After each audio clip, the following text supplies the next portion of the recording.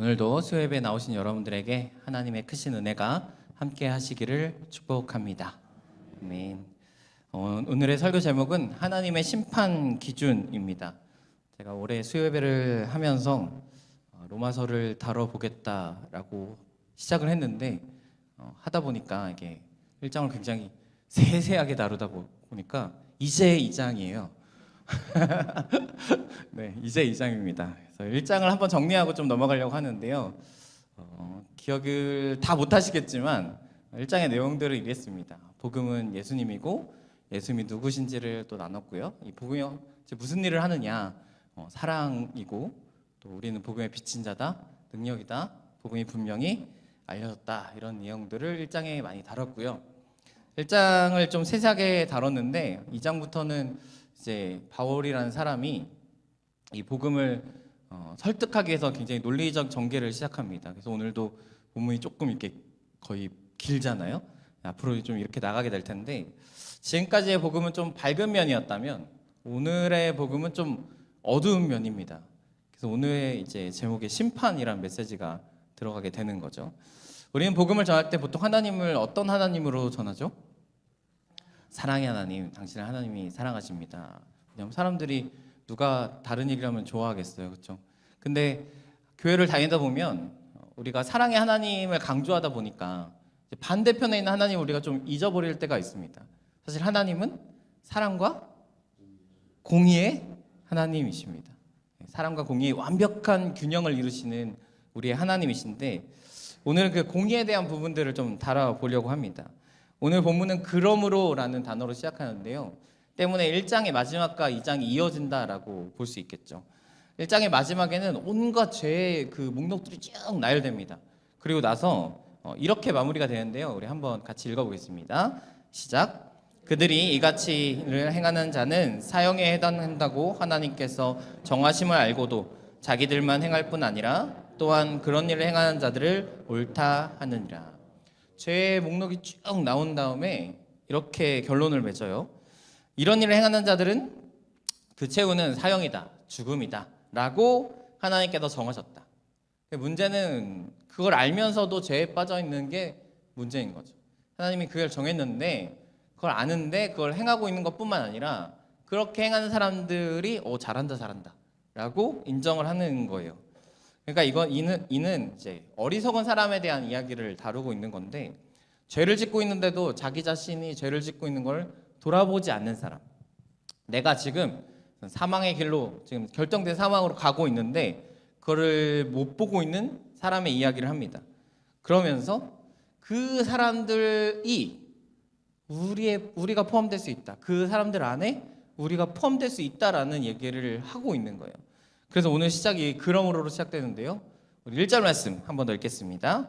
그러므로 남을 판단하는 사람아, 누구를 막론하고 내가 핑계하지 못할 것은 남을 판단하는 것으로 내가 너를 정죄함이니 판단은 내가 같은 일을 행함이라. 바울이 이렇게 편지를 쓰는데 지금까지는 로마 교회 모든 사람들한테 어떻게 보면 인사말과 함께 당시에 있었던 일들을 나눴다고 하면, 지금 이 2장의 시작은 한 부류를 이야기합니다. 남을 판단하는 사람아 라고. 그러니까 거꾸로 얘기하면 이제 로마 교회에 남을 판단하는 사람들이 꽤나 있었다라고 볼 수 있죠. 편지는 뭔가 이유가 있어서 쓴 거니까요. 그런데 이 사람들을 보통 누구라고 생각하냐면 대부분 로마 교회에 속한 유대인 그리스도인이라고 보통 생각을 합니다. 그러니까 유대인인데 예수님을 믿고 돌아온 사람들. 그래서 2장의 내용과 앞으로 이제 이 구약의 어떤 율법과 할례들을 다루면서 왜 이거를 굳이 로마라는 이방인 교회에 다루고 있는지를 이해하기 위해서는 이 로마 교회의 현재 배경을 좀 알아야 되는데, 제가 좀 설명을 해보겠습니다. 이 로마서는 AD 57년경에 쓰여졌어요. 그래서 여러분이 성경을 볼 때 사도행전을 쭉 보다 보면 바울이 여러 번 선교여행을 떠납니다. 그 중에 세 번째 선교여행 때 고린도에서 썼다라고 이야기를 합니다. 그때 이미 로마 교회가 어느 정도 만들어져 있었겠죠. 근데 로마 교회가 어떻게 형성이 되냐면, 로마 교회에 처음 잘 지내다가 49년경, AD 49년경에 클라우디우스 황제가 모든 유대인들을 로마에서 떠나라고 이야기합니다. 잘 지내고 있었는데 이 내용이 나중에 사도행전 18장 2절에도 이렇게 등장을 하는데 글라디오가 모든 유대인들을 명하여 로마에서 떠나라고 해서 브리스길라와 아굴라가 등장하게 되죠. 떠나라는 이유는 처음에는 로마가 기독교를 인정해 줬어요. 그런데 나중에 이 황제 때부터 황제를 신격화하기 시작합니다. 근데 다른 종교들은 그래도 좀 그래도 그래 여기가 제일 큰 신이라고 우리가 추앙시켜주고 우리가 믿는 신을 믿겠다. 약간 이런 취지로 나갔다면 기독교는 뭐죠? 유일신이잖아요. 점점 안 맞기 시작한 거예요. 그래서 이 클라디오스 황제가 이 유대인들을 다 떠나라고 합니다. 로마에서 나가라라고 합니다. 또 한 가지 이유는 이 유대인 중에서 예수를 믿는 사람 그리고 유대인 중에서 예수를 믿지 않는 사람 바울도 사실 그랬으니까요. 그런 사람들 사이에 다툼이 일어나요. 이 역시 사도행전에 등장하는데 바울이 전도를 하다 보면은 유대인들이 이 바울을 막으러 옵니다. 박해를 하고요. 왜냐하면 바울과 어떻게 보면 비슷한 입장이었겠죠. 이 사람들이 잘못된 걸 전한다. 야 얘네 지금 사입이야. 쟤네들 막아야 돼. 뭐 이런 마음들로 막는 역할이 일어나게 돼요. 근데 시간이 지나고 나서 이 황제가 죽고 두 번째 황제인 그 유명한 네로 황제가 즉위합니다. 그랬더니 앞에 있는 황제가 내렸던 칙령이 무효화하게 돼요. 그래서 유대인들이 다시 로마로 들어옵니다. 이렇게 생겨난 것이 이렇게 형성된 게 로마의 교회인데 그럼 로마에 원래 있었던 이방인 그리스도인들이 있고요. 그리고 다시 돌아온 유대인 그리스도인들이 있습니다. 그런데 문제는 이 유대인들이 다시 돌아왔잖아요. 그래서 돌아와서 이방인들을 보는데 이들이 느끼기에 이 사람들이 지금 잘못 믿고 있는 것 같은 거예요. 가장 큰 게 뭐였냐면 할례랑 율법에 관한 이야기였어요. 당연히 이방인들은 할례도 안 했을 거고 율법도 지낼 필요가 없으니까 그것들 안 하고 있었는데 유대인들은 그렇게 하면 안 된다를 주장하고 있는 거죠. 이걸로 이제 다투기 시작해요. 자기의 기준으로 유대인들의 기준으로 이방인들에게 그거 믿음 아니야. 그렇게 하면 구원받지 못해 라는 다툼이 일어납니다. 그래서 그들을 정죄하기 시작해요. 자기의 기준으로 너희들 그렇게 하면 구원받지 못한다. 그 이야기들이 이제 로마서에 아주 장대하게 펼쳐지게 될 텐데 오늘 말씀에서는 하나님이 그런 이들의 너의 기준으로 판단하는 너희들에게 이런 말씀을 하십니다. 우리 3절 말씀 같이 읽겠습니다. 이런 일을 행하는 자는 판단하고도 같은 일을 행하는 사람아 내가 하나님의 심판을 피할 줄로 생각하느냐. 하나님이 그렇게 묻는 거예요. 너도 나의 심판을 받게 될 거야. 유대인들에게 이렇게 얘기하는 겁니다. 너 지금 너의 기준으로 그들을 판단하고 있는데 너도 판단받을 사람이야. 너는 자신 있어? 너는 나중에 내 앞에 섰을 때 구원받을 자신 있어? 라고 하나님께서 묻고 계신 거예요. 여러분에게 만약 하나님께 이렇게 묻는다면 여러분 자신 있으십니까? 없으십니까? 오늘 밤 하나님 앞에 설 자신이 그러지 않았으면 좋겠지만 네, 아무도 모르잖아요, 여러분. 우리는 늘 하나님 앞에 설 준비가 되어 있어야 하고 늘 하나님 앞에 이 질문에 답을 가지고 있어야 되는 사람들인 줄로 믿습니다. 그런데 하나님은 어떤 기준으로 심판하느냐 오늘 이야기를 나누고 싶은데 세 가지 이야기를 나눌 거예요. 첫 번째입니다. 2절 말씀 같이 읽겠습니다. 이런 일을 행하는 자에게 하나님의 심판이 진리대로 되는 줄 우리가 아노라. 하나님 첫 번째 기준은요 진리대로 심판을 하신대요. 여기서 말하는 진리는 곧 예수를 믿느냐 믿지 않느냐 그것으로 하나님께서 판단하신다라는 것입니다. 우리에게 너무나 당연한 이야기겠지만 방금 얘기했던 로마 교회에 빗대어 보면 유대인들에게 할례나 율법으로 그런 행함으로 그런 종교적인 생활로 내가 판단한 것이 아니라 정말 그 사람이 예수를 믿느냐 안 믿느냐 네가 정말 예수를 믿고 있느냐 안 믿느냐로 내가 너를 판단할 거다. 내가 너를 심판할 거다라고 이야기를 해요. 앞으로 율법에 대한 이야기, 할례에 대한 이야기를 계속 다루게 될 텐데 사실 우리에게는 좀 먼 이야기죠. 왜냐하면 우린 유대인도 아니고요. 그렇죠? 예수님이 없었을 당시에 태어나서 율법을 지켜야 될 의무도 없고요. 그래서 율법과 할례가 우리에게 뭐 그렇게 중요한 이야기냐 할 수 있는데 우리에게도 율법주의와 같은 모습들이 있다는 걸 우리는 알아야 합니다. 혹시 여러분은 교회 안에서 어떤 사람의 믿음이나 또는 어떤 사람의 신앙의 어떤 깊이나 넓이를 좀 생각해 보신 적 있으십니까? 저렇게 신앙생활하면 구원 못 받을 것 같은데 혹은 어쩌다 교회를 주일에 빠지는 사람들을 보면서 야, 저 사람 별로 믿음이 없다 라고 생각을 한다거나, 저만 그렇게 나쁜 놈. 우리에게도 이런 율법과 같은 모습이 있는데 어떤 분이 이거를 이렇게 이야기하시더라고요. 이것은 복음적 율법주의다라고. 예를 들면 이런 거예요. 나는 모든 예배를 다 참여하고 있어요. 헌금도 열심히 하고 기도도 하루에 막 2시간, 3시간씩 하고 있고 봉사도 다 하고 있어요. 근데 옆에 사람은 주일만 오는 거예요. 헌금도 별로 안 하는 것 같고. 그럼 이제 내가 보기에 그 사람은 어떨까요? 그래서 사실은 인정을 해야 되잖아요. 그렇죠? 저 사람이 사정이 있겠지, 저 사람이 어떤 이유가 있겠지라고 생각을 해야 되는데, 나의 어떤 신앙의 그 스펙이라고 할까요? 그런 것들이 높을수록 내 기준에 맞춰서 저 사람을 바라보게 되는 거죠. 그러면서 그 사람을 뭔가 제대로 종교 생활을 하지 않는, 뭔가 제대로 신앙 생활을 하지 않는, 너 그렇게 하면 구원받지 못할 것 같은데 너 더 해야 돼, 너 헌금도 잘해야 되고 봉사하는 것도 하나도 없어? 그럼 나랑 같이 하자 하면서 어디론가 이제 봉사에 진짜 꼭 줘야 될 것 같고, 직분을 받지 않은 사람에게 너 이번에 꼭 직분을 받아야 돼, 그래야 뭔가 구원을 받는 증표가 될 거야, 막 이런 나의 가치로 그 사람을 판단하기 시작하는 거죠. 그러니까 내 신앙생활의 모습이 곧 그 사람을 판단하는 율법이 되어진다라는 것입니다. 그런데 하나님은 오늘 말씀에 그렇게 얘기하시는 거예요. 나의 기준은 그런 게 아니라 예수를 믿는가 믿지 않는가이다. 너는 그런 사람들을 그것으로 과연 판단할 수 있는가? 그 사람이 정말 예수를 믿는가 믿지 않는가를 여러분, 우리가 과연 판단할 수 있을까요? 물론 믿음이라는 걸요 굉장히 좁게 생각하잖아요. 그러면 야, 예수를 믿는데 저렇게 살 수 있어? 라고 생각할 수 있잖아요. 근데 믿음을 굉장히 넓은 걸로 생각하잖아요. 그럼 나 믿는데? 그럼 구원받을 수 있는 거예요. 그러니까 우리가 사실은 판단할 수 없는 것이죠. 여러분, 만약에 여러분이 누군가를 판단하고 있었다면, 혹은 내 안에 어떤 사람들을 판단하게 되었다면, 그럼 그 판단의 자리에서 내려오시기를 축복합니다. 우리에게 판단자는 누가 있냐면 오직 하나님밖에 없는 줄로 믿습니다. 곧 내가 어떤 사람을 판단하고 있다면 나는 곧 하나님의 자리에 서 있는 거예요. 저 사람은 저렇고 이 사람은 이렇고 라고 얘기하는 건 하나님이 하실 일을 내가 하고 있고, 물론 나의 선택과 나의 판단은 옳지 않음을 우리가 분명히 깨달아야 합니다. 사람은 판단의 대상이 아니라 사랑의 대상이고 기도의 대상인 줄로 믿습니다. 어떤 사람이 부족함이 보인다면, 저 사람 더 기도해야 되는데, 저 사람 더 주일에 예배를 잘 지켜야 되는데 라고 보여진다면 하나님께서 여러분에게 주신 기도의 제목으로 믿으시길 바랍니다. 그 사람 위해 기도해 주세요. 그렇다면 하나님의 판단이, 하나님의 심판이 그 사람과 우리를 충분히 비켜 나가게 될 줄로 믿습니다. 두 번째로 하나님의 기준은 행함이라고 말씀하십니다. 우리 6절 말씀 같이 읽겠습니다. 하나님께서 각 사람에게 그 행한 대로 보응하시되.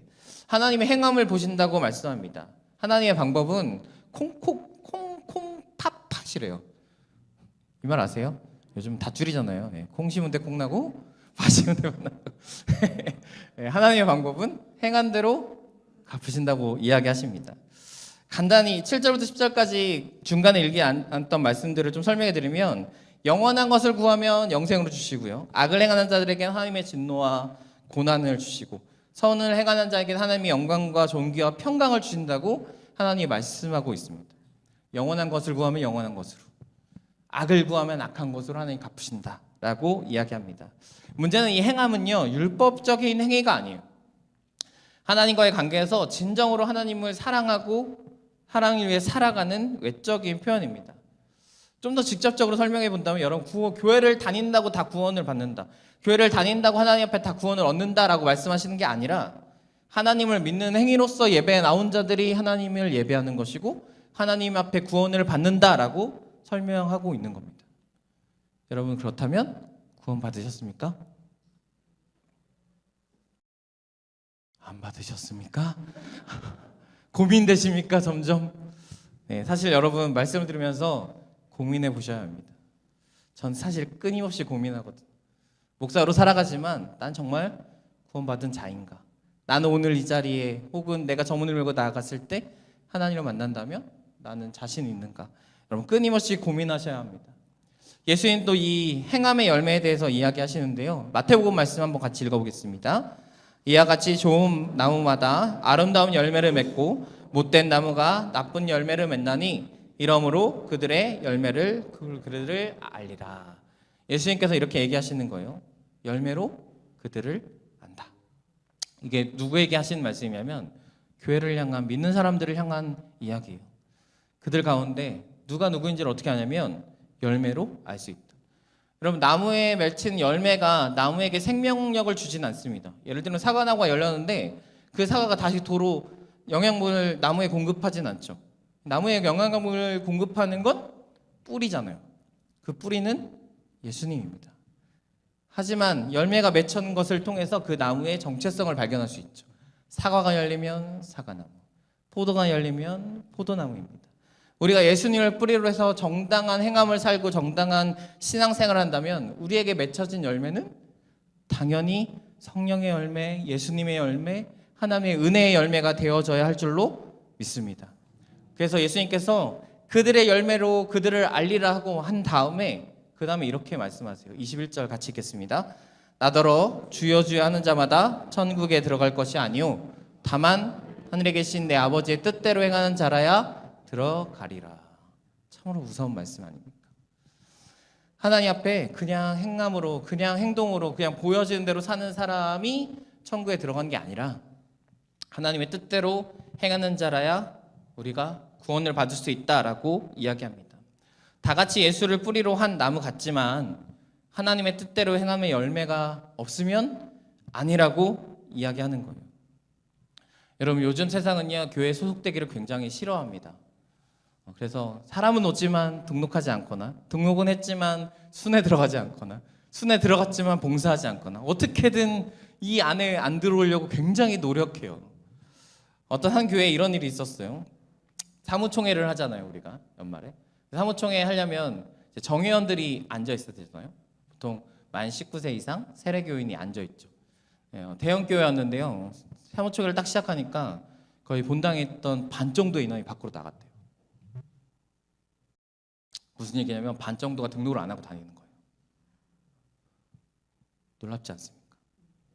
자기가 하나님을 믿는다고 예배하겠다고 찾아오는 그 사람들의 모습이 나는 소속되고 싶진 않아. 하지만 난 예수를 믿으니까 그냥 이렇게 예배하는 거 그걸로 하나님 앞에 구원받고 살아갈 거야 라고 이야기를 하는 겁니다. 여러분, 근데 하나님은 그게 아니라고 이야기하시는 거예요.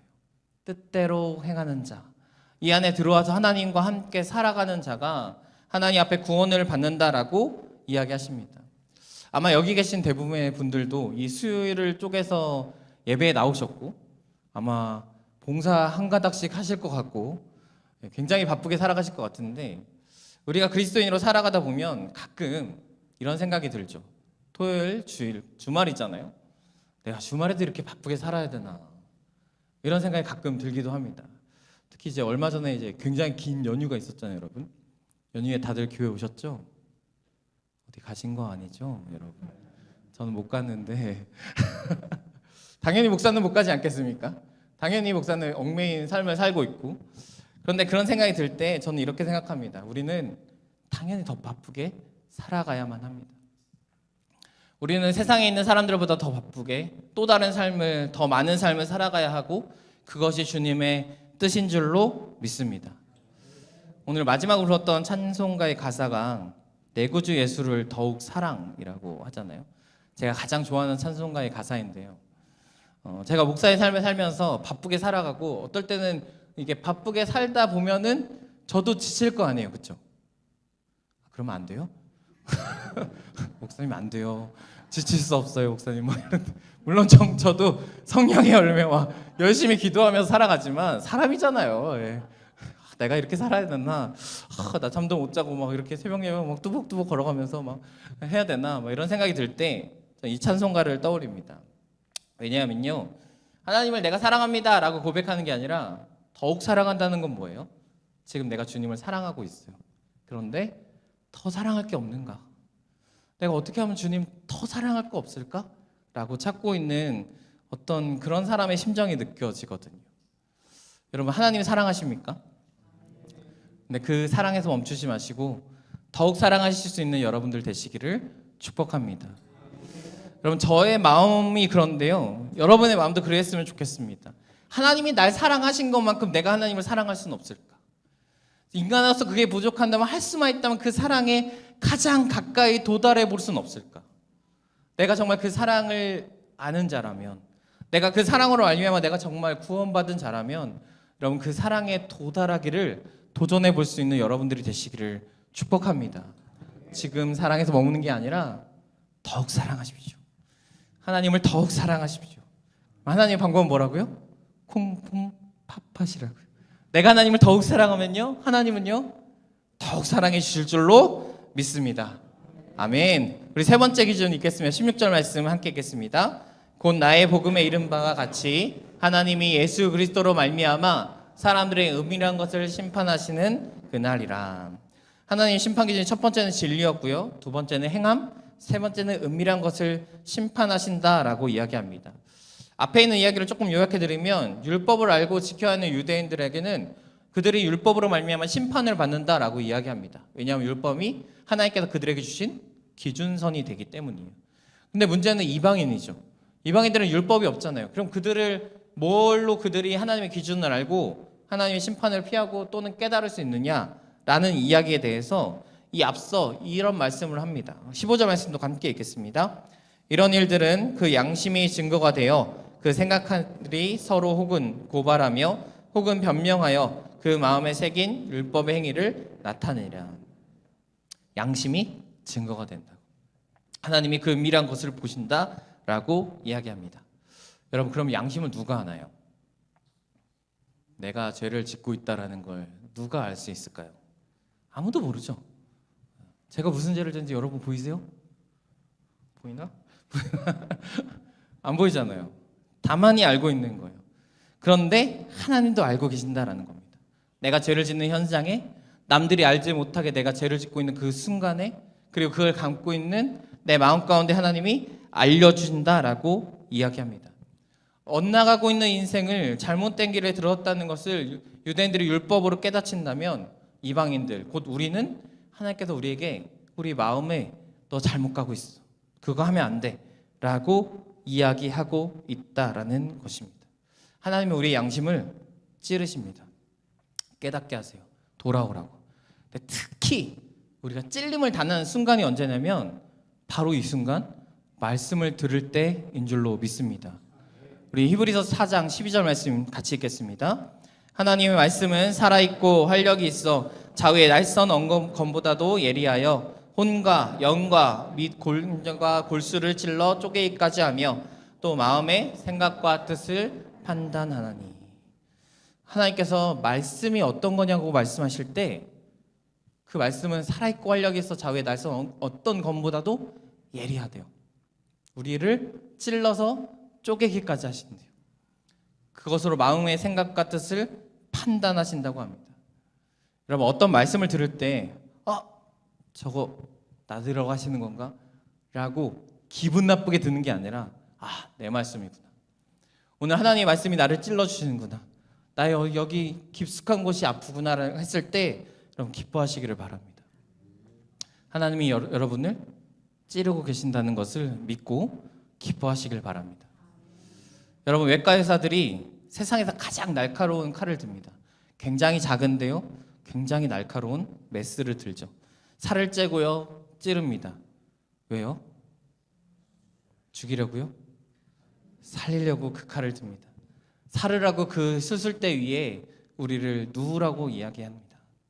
여러분, 우리의 예배가 바로 그러한 순간임을 여러분 기억하십시오. 오늘 우리가 예배할 때 하나님께서 나를 찌르고 내 영을 찌르고 내 삶을 찔러 주시기를 바라시기 바랍니다. 하나님, 나의 잘못된 그곳이, 나의 황폐한 내 삶이 하나님의 말씀으로 말미암아 찔림 받기를 원하기를 여러분 축복합니다. 그 말씀이 살아있기 때문에, 하나님이 살아계시기 때문에 오늘 우리의 이 말씀 속에서도 하나님은 일하여 주실 줄로 믿습니다. 여러분, 남을 판단했던 우리의 삶이, 남의 그 행함을 보면서 판단했던 우리의 시야가 오늘 이 말씀으로 말미암아 고쳐지기를 축복합니다. 그리고 오늘 이 판단의 모습들이, 이 하나님의 심판의 기준이 나를 바라보는 기준이 되어지기를 축복합니다. 하나님의 심판이 앞에 설 때 정말 나는 예수를 믿는가? 나의 행함은 정말 믿음을 통해서 나아오고 있는가? 오늘 내 양심은 하나님 앞에 정말 한 점 부끄러움이 없는가? 여러분, 이 질문 가운데 당당히 고백하고 당당히 대답할 수 있는 여러분들이 되시기를 축복합니다.